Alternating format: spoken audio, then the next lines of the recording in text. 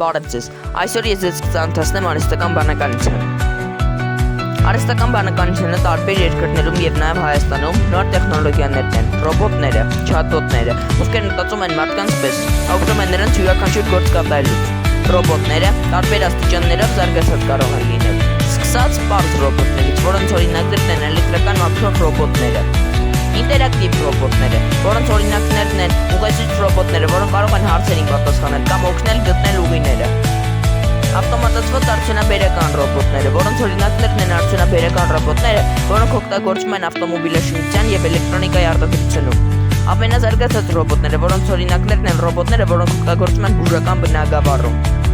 և վերջապես անկախ ռոբոտները, որոնց օրինակներն են ինքնավար մեքենաները, որոնք կարող են բացահայտել շրջապատող աշխարհը կամ գործել ինքնուրույն, առանց մարդու միջամտության։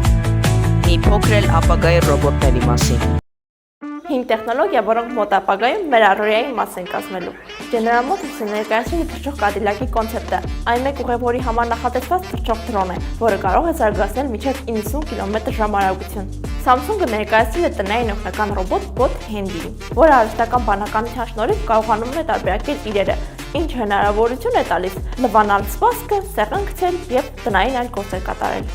Ֆրանսիական ընկերություն Care Clever ստեղծել է ռոբոտի միայնակ ապրող մարդկանց համար։ Քյութին ատում է մենակությունը, ինչպես ես։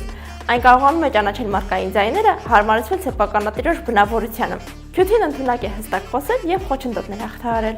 Ճապոնական ստարտափ Archielis-ը ներկայացրել է էկզոկոմաղ ոտքերի համար, որի վրա կարելի է նստել կամ հենվել։ Այն թույլ է տալիս իրեն կրողին հեշտությամբ շարժվել և քայլել։ Այս գյուտը հատկապես շատ օգտակար է այն մարդկանց համար, ովքեր շատ ժամանակ են անցկացնում ոտքի վրա։